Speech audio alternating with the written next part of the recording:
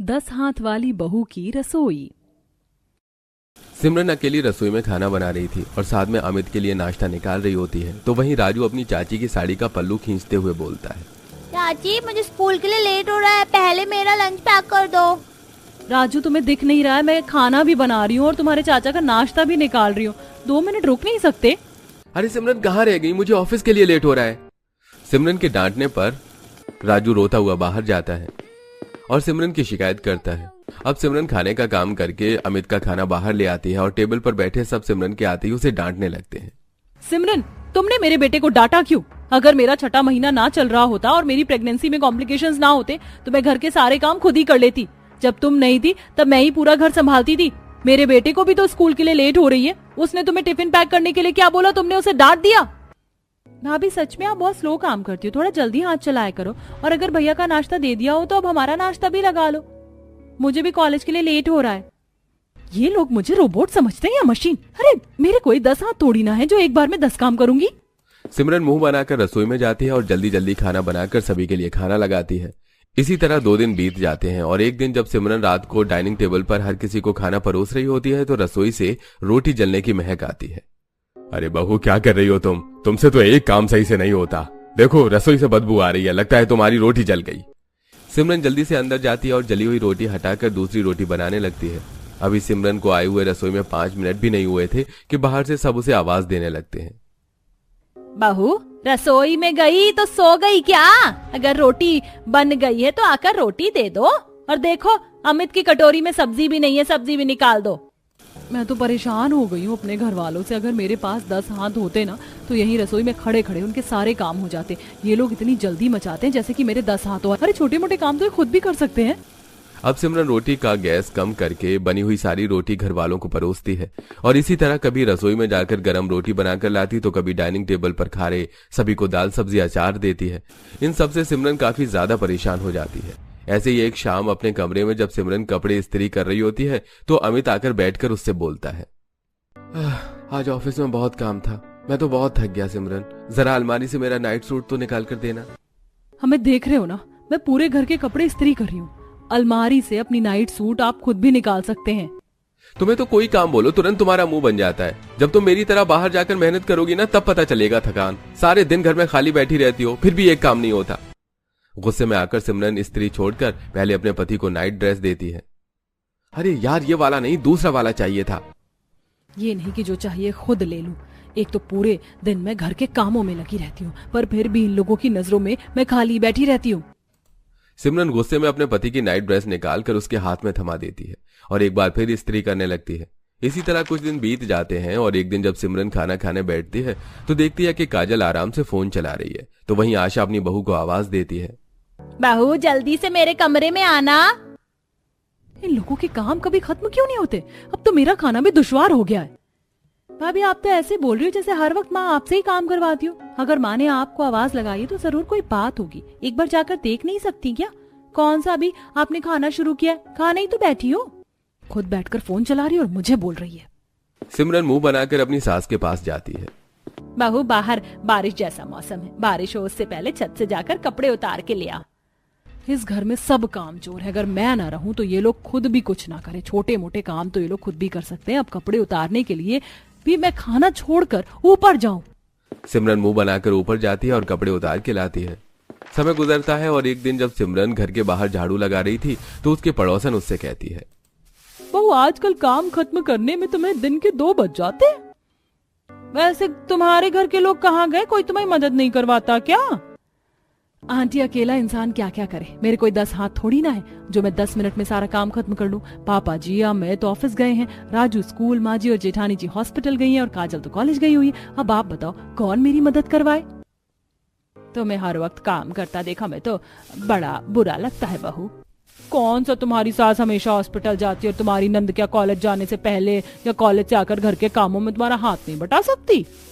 कुछ दिन में सिमरन की पड़ोसन उससे बात करके अंदर चली जाती है और जैसे ही सिमरन अंदर जाती है उसके घर पर एक बूढ़ी औरत आती है और उसे आवाज देती है, बेटा मैं बहुत भूखी हूँ, अगर घर में खाना है तो खाना दे दे या फिर थोड़ा अनाज दे दे। अम्मा हमारे घर में अभी तक दोपहर का खाना नहीं बना है इसलिए आप अनाज ले लो। सिमरन जब उस बूढ़ी औरत को अनाज दे रही होती है तो उसके दोनों आधे हाथ देखकर उसे उस पर बहुत तरस आता है। साथ ही उसे उसके पेट से गुड़गुड़ आवाज सुनाई देती है। अम्मा, लगता है आप बहुत भूखी हैं। वैसे अम्मा, आपके बहू बेटे क्या करते हैं जो आप अनाज मांग रही हैं? बेटा, मुझे बुढ़िया का इस दुनिया में कोई नहीं है। बेटे बहू कब का छोड़कर चले गए। इतनी भूखी हूँ कि समझ ही नहीं आ रहा आज घर जाकर कैसे खाना बनाऊंगी। जल्दी जल्दी इसीलिए सोचा 2 रोटी मांग लूं। कोई बात नहीं अम्मा, आप मुझे बताइए आपका घर कहाँ है, मैं ही आपके घर चलकर खाना बना देती हूँ, क्योंकि मेरे घर तो मेरी सास और जेठानी की चलती है। जब तक वो आकर नहीं बताएंगी कि क्या बनाना है, मैं रसोई में आपको कुछ बनाकर खिला भी नहीं पाऊंगी। सिमरन तरस खाकर उस बूढ़ी औरत के साथ उसके घर जाती है जो सिमरन के घर के ही पास होता है। अब सिमरन उस बूढ़ी औरत के लिए खिचड़ी बनाती है, क्योंकि उस बूढ़ी औरत के दोनों हाथ नहीं थे, इसलिए सिमरन अपने हाथों से उस बूढ़ी औरत को खाना खिलाती है। और सिमरन की ये दया भाव देखकर बूढ़ी औरत उससे बोलती है, बेटी, तुम कितनी अच्छी हो। जब तुम मुझ अनजान का इतना ख्याल रख रही हो तो अपने घर वालों का कितना रखती होगी। मैंने तुम्हें कई बार देखा अकेले पूरा दिन काम करते। भले मेरे 2 हाथ नहीं हैं, पर भगवान की कृपा से मेरे पास 10 हाथ हैं। आज से कई साल पहले एक बूढ़ी औरत ने मुझे अपना जादू दिया था। अब समय आ गया है कि मैं अपना जादू तुम्हें दूं। इस जादू से तुम्हारे 8 हाथ निकलेंगे और तुम्हारे 2 हाथ मिलके 10 हाथ होंगे तुम्हारे पास, जो तुम्हारी बात सुनेंगे, तुम्हारा हिसाब से काम करेंगे। अब बूढ़ी औरत अपने कटे हुए हाथों से सिमरन के हाथों को छूती है और तेज पीली रोशनी निकलती है। बेटा, जब तुम्हारे पास 2 नहीं बल्कि 10 हाथ हैं तो जाओ आराम से घर पर सारे काम करना। अब तुम्हें कोई परेशानी नहीं होगी। बस जब भी तुम्हें अपने 10 हाथों का इस्तेमाल करना हो तो मन में बोलना, मेरे 10 हाथ प्रकट हो और घर के कामों में मेरी मदद कर। वो अपने आप बाहर निकल आएंगे, पर याद रखना इसका कभी गलत इस्तेमाल मत करना और कभी किसी को अपने 10 हाथों के बारे में मत पता चलने देना। अगर किसी को पता चला या तुमने इनका गलत इस्तेमाल किया तो ये गायब हो जाएंगे। 10 हाथों का जादू पाकर सिमरन काफी खुश होती है और घर जाकर किचन में खड़ी होती है और जादू का इस्तेमाल करती है। मैं तो बस ऐसे ही बोलती थी कि मेरे पास 10 हाथ नहीं है, पर अब तो मेरे पास 10 हाथ है। डेमो लेती हूँ। मेरे 10 हाथ प्रकट हो, 1 हाथ पोछा लगाओ, 1 हाथ सब्जी काटो और 1 हाथ बर्तन धो। सिमरन के इतना बोलते ही तेज पीली रोशनी निकलती है और उसके 10 हाथ एक एक करके निकलते हैं और अपने अपने कामों पर लग जाते हैं। उस अम्मा ने सच में अपना जादू मुझे दे दिया। मेरे तो सच में 10 हाथ हैं और कितने अच्छे से अपना काम कर रहे हैं। 10 हाथ पाकर सिमरन रसोई में खुश हो रही होती है कि तभी उसे अपनी जेठानी और सास की आवाज सुनाई देती है, जो आकर सोफे पर बैठते हैं। माँ, जब से मैंने घर के काम करने बंद किए, घर में कितनी गंदगी हो गई है। हर जगह जाले हैं, घर में रखे सामानों पर धूल जम गई है। लगता है दीदी और माँ जी आ गई हैं। मैं चाहती हूँ कि अब मेरे 10 हाथ गायब हो जाएं। सिमरन के बोलते ही उसके 10 हाथ गायब हो जाते हैं और सिमरन बाहर आती है। माँ जी, दीदी आ गई आप। अब जल्दी से मुझे बता दीजिए क्या खाने में बनाना है। राजू भी बस स्कूल से आता ही होगा। सिमरन, मुझे तो डॉक्टर ने कुछ भी तीखा चटपटा खाने से मना किया हुआ है, इसलिए तुम मेरे लिए पोहे और राजू माँ जी के लिए दाल चावल और पराठे बना लो। इतना बोलकर निशा कमरे में आराम करने जाती है और सिमरन रसोई में जाकर फिर से अपने 10 हाथों को याद करती है। अब पीली रोशनी का साथ जैसे उसके 10 हाथ निकलते हैं, सिमरन अपने हाथों को काम पर लगा देती है। अब 1 हाथ आटा गूंथता है, दूसरा हाथ पोहे बनाता है, तीसरा हाथ चावल साफ कर रहा होता है, चौथा हाथ रसोई के जाले साफ करता है, 5वां हाथ झाड़ू लगाता है, 6ठा हाथ सलाद काटता है, 7वां और 8वां हाथ बर्तन धोते हैं। इस तरह ये 8 हाथ काम करते हैं। फिर मेरे सारे काम तो मेरे बाकी हाथ कर रहे हैं। एक काम करती हूँ, मैं इन 2 हाथों से दाल बना लेती हूँ। अपने सभी हाथों को काम पर लगाकर सिमरन आराम से आधे घंटे के अंदर खाना बनाकर बाहर आती है। कुछ ही देर में राजू और काजल घर आते हैं, जो कपड़े बदल कर खाने बैठते हैं। गर्मा गर्म खाना देखकर सब काफी हैरान हो जाते हैं। क्या बात है भाभी, आज तो आपने झटपट खाना बना दिया है। और दिन तो आप पहले मुंह टेढ़ा करती थी, फिर 2 घंटे में खाना बनाती थी। लगता है सिमरन में काम की फुर्ती आ गई है। अब चाची, मेरा भी खाना जल्दी से लगा दो, बहुत भूख लग रही है। खाना तो जल्दी बनेगा ही, आखिर मेरे 10 हाथों का जो कमाल है। घर वालों की तारीफ सुनकर सिमरन की खुशी का ठिकाना नहीं रहता और इसी तरह वो घर वालों से छुपाकर अपने 10 हाथों की मदद से घर के काम करती है। कभी अपने 10 हाथ से झाड़ू पोछा घर के जाले साफ करती, तो कभी वो 1 हाथ से बर्तन धोती और दूसरे हाथ को लंबा करके बाथरूम में रखे कपड़े धोती। ऐसे ही एक दिन सिमरन छत पर जाती है और किसी को छत पर न देख अपने 10 हाथों को याद करती है। छत कितनी गंदी हो रही है, मुझे अकेले साफ करनी है। यही मौका है अपने 10 हाथों का इस्तेमाल करने का। मेरे 10 हाथ प्रकट हो और मेरी छत साफ करने में मदद करें। सिमरन के बोलते ही उसके 10 हाथ प्रकट हो जाते हैं। मैं चाहती हूँ कि मेरा एक हाथ छत पर झाड़ू लगाए, दूसरा हाथ पौधे को पानी दे और तीसरा हाथ सूख रहे कपड़ों को उतार कर तय लगाए। सिमरन के कहते ही सिमरन के सभी हाथ काम पर लग जाते हैं। अब उसका एक हाथ छत की सफाई कर रहा होता है, तो दूसरा हाथ पौधों को पानी दे रहा होता है, तीसरा हाथ पौधों की कटाई कर रहा था, चौथा हाथ कपड़े उतार कर उनको तय कर रहा था। और ये देखकर सिमरन को काफी अच्छा लगता है।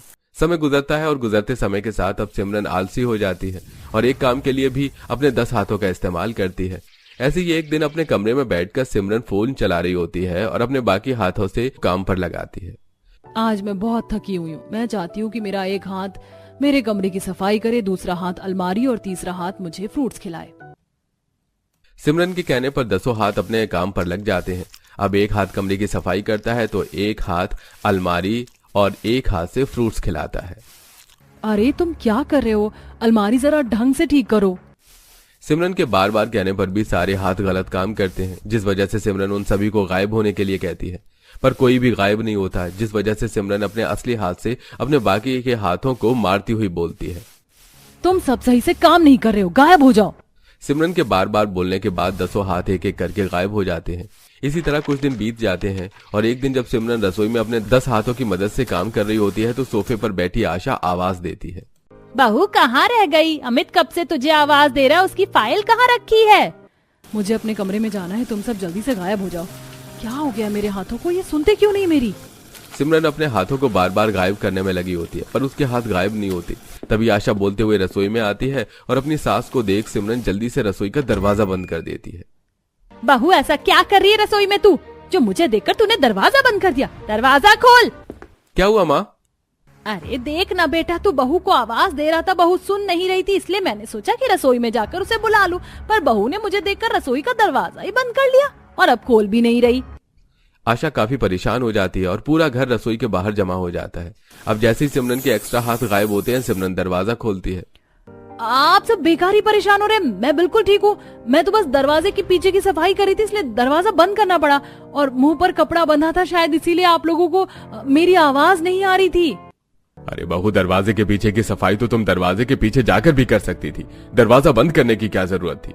आइंदा से ऐसी हरकत मत करना। जी पापा जी, चलिए अमित जी, मैं आपको आपकी फाइल देती हूँ। भगवान का शुक्र है आज तो मैं बच गई, वरना आज तो सबको मेरे हाथों का पता चल जाता और मेरा जादू भी। अब सिमरन के 10 हाथ उसकी बात नहीं सुन रही थी। वो अपने हिसाब से कभी भी बाहर आ जाते और अपने हिसाब से कुछ भी काम करने लग जाते, जिससे सिमरन परेशान होने लगती है। ऐसे ही एक दिन जब परेशान सिमरन अपने कमरे में होती है तो काजल अपनी भाभी से कहती है, भाभी मैं बाहर जा रही हूँ, दरवाजा बंद कर लेना। काजल के बोलते ही सिमरन के 10 हाथ फिर से बाहर आ जाते हैं और एक हाथ लंबा होकर दरवाजा बंद करता है। अब कुछ ही देर में आशा कमरे से सिमरन को आवाज देती है, बहू अपनी जेठानी को दूध उसके कमरे में दिया, उसे दवाई खानी और उसके बाद मेरे कमरे में आना, पैर दबाने, पैरों में बड़ा दर्द है। आशा की आवाज सुनकर फिर से सिमरन का एक हाथ लंबा होता है और रसोई से दूध का गिलास लेकर निशा के कमरे में रख देता है। और जब निशा बाथरूम में आती है तो अपने कमरे में दूध देखकर हैरान हो जाती है। तो वहीं सिमरन का तीसरा हाथ अपने आप बड़ा होता है और सिमरन को खींचते हुए आशा के कमरे में ले जाता है और आशा के पैर दबाने लगता है। आशा अपनी बहू के 10 हाथ देखकर बेहोश हो जाती है। अब क्या करूं, माँ जी ने तो मेरे 10 हाथ देख लिए। मैं चाहती हूँ कि मेरे 10 हाथ गायब हो जाए, जल्दी से गायब हो जाओ। माँ जी उठिए। बड़ी मुश्किल से सिमरन अपने 10 हाथ को गायब करती है। सिमरन की आवाज सुनकर निशा, राजू, विनोद कमरे में आते हैं और आशा के मुंह पर पानी के छींटे मारते हैं और उसे होश में लाते हैं। आशा होश में आते ही डरी घबराई हुई कहती है, जी हमारी बहू नहीं चुड़ैल है, तभी तो सारे काम इतनी जल्दी कर लेती है। पता चुड़ैल तूने मेरी बहू के साथ क्या किया? मैंने अपनी आंखों से देखा है, तेरे 10 हाथ हैं।